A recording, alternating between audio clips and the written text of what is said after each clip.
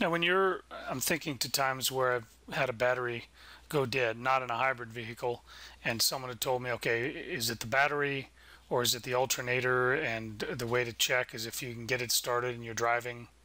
If it's the battery, you'll still be okay. If it's the alternator, it's not. Am I making sense with this? I'm not even sure I formulated a question there, but is it in a standard engine, once the vehicle is going, the battery is no longer doing anything? Is that That used to be the case.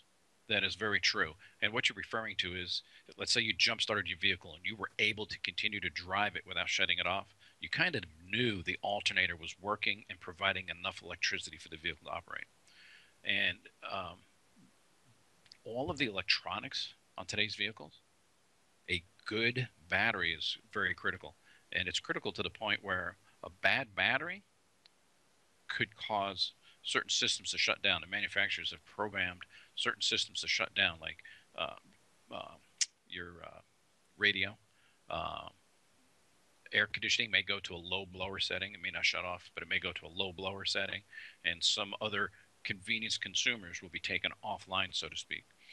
So the battery has become more and more important. We've actually seen a battery good enough to start a vehicle and have a voltage problem while the vehicle is driving and cause shifting problems because of the electronics in the transmissions. All these computers have a very specific voltage threshold. They don't like going under that. They get all crazy. so? In a hybrid vehicle, do you have those same challenges? I mean, because you have multiple batteries, right?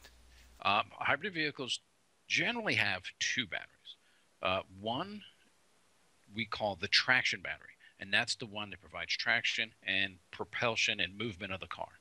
And that's usually your high voltage battery.